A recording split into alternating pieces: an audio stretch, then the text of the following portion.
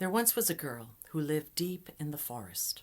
Her father was a hunter, and her mother died when she was young.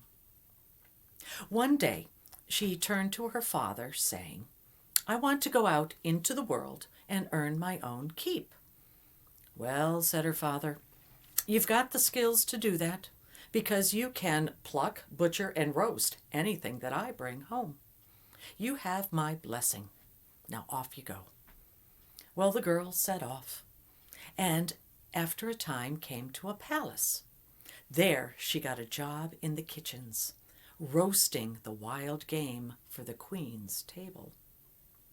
Well, she was a hard worker and pleasant to be around, and soon she was well liked, especially by the queen. Well, after a time, though, some of the other servants became rather jealous. They started a rumor. "That new girl, she says she can spin a pound of flax in 24 hours. Well, when the queen heard this, she called the girl to her. "You've said it. Oh, you'll do it." And the girl found herself in a room with the flax and a spinning wheel. Well, she'd never seen a spinning wheel before in her life. She turned it one way and she pulled it another, could not make heads or tails of it. As the sun was going down, a strange old woman came into the room. Her tongue hung from the side of her mouth. She had a thumb that was huge and one foot that was larger than the other. "What ails you, lass?" she said. Well, the girl would not say at first, but finally did tell her tale. Said the old woman, "if you will call me auntie at the happiest day of your life, I'll spin this up for you. Now go, get some sleep." Well, the girl said yes, and was soon fast asleep. In the morning, here was the flax spun into beautiful, exquisite linen yarn, so fine and so even, the likes of which no one had ever seen before. Well, the queen was thrilled to have such beautiful linen yarn, and she favored the girl even more. But that caused even more jealousy, and soon another rumor was spread. "That new girl, she says she can weave all that yarn into cloth in 24 hours. Well, the queen called her. "You've said it, you'll do it." And the girl was in another room with all of the yarn and a loom. Well, she had not a clue where to even begin with this, and sat for most of the day staring. As the sun was going down, another strange old woman came into the room. This one had arms that extended longer and longer, and her hands dragged on the floor, and she was bent over with a hump. "What ails you, lass?" she said. Well, again, at first the girl would not say, but finally she told her story.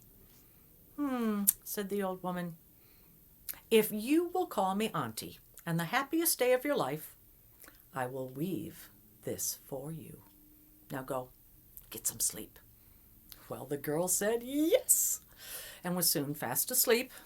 And in the morning, here was a bolt of linen cloth, oh, exquisitely woven, so tight, so even, the likes of which no one had ever seen before. Well, she grabbed that bolt into her arms and ran down the stairs and showed it to the queen, who was impressed. And she praised that girl even more. And that caused even more jealousy. And soon another rumor spread through the palace.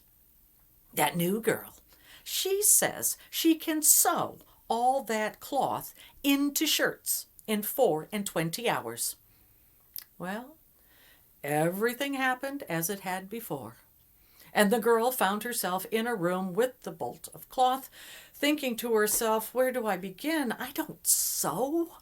I mean, the only thing I sew is maybe a goose after I've stuffed it before I'm, going to put it in the oven." And there she sat. Well, as the sun was going down, yet another strange old woman walked into the room. This one had eyes that were huge as saucers and glowing red. And her teeth were sharp and pointed and long. "What ails you, lass?" she said. Well, at first the girl would not say, but finally did tell her tale. Well, said the old woman, if you will call me auntie on the happiest day of your life, I'll sew these into shirts for you. Now go, get some sleep.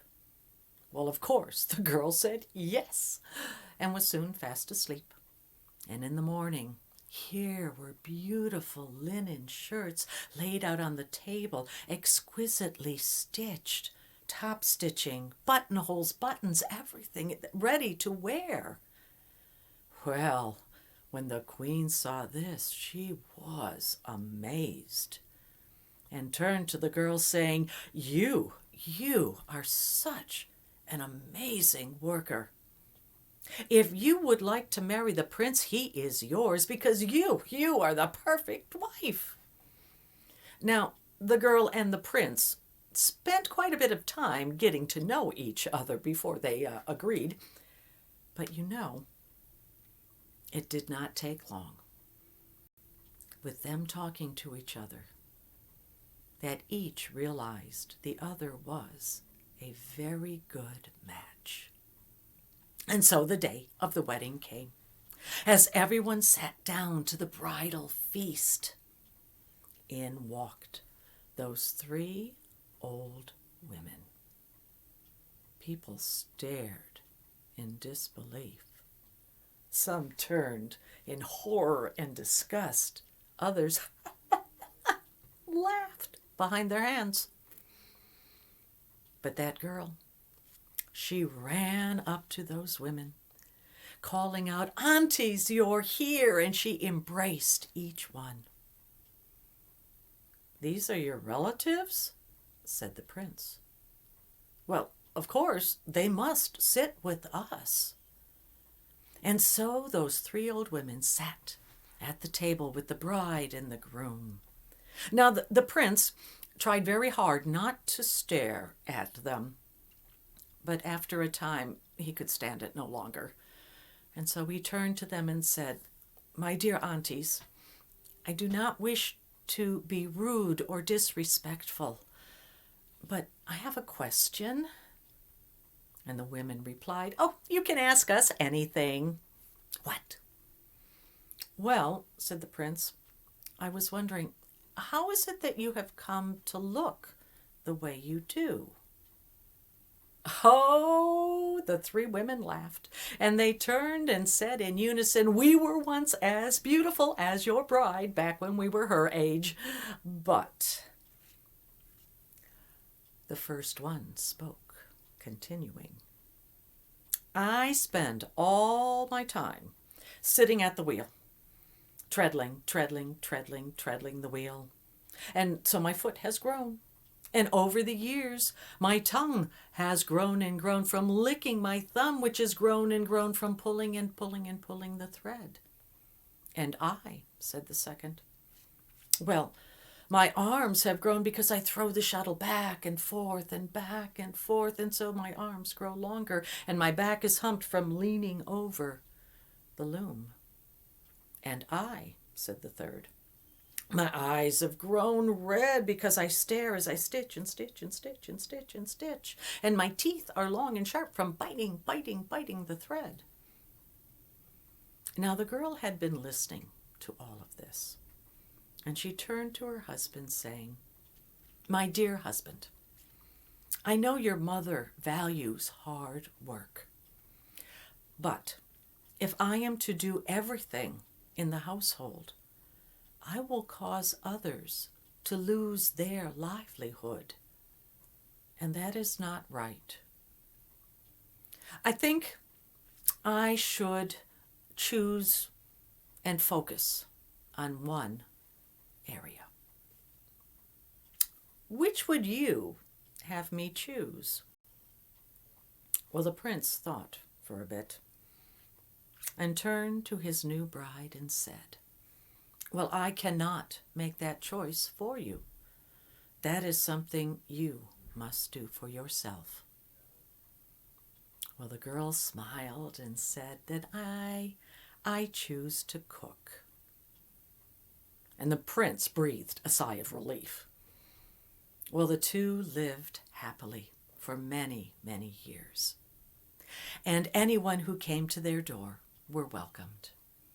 And they always left very well fed.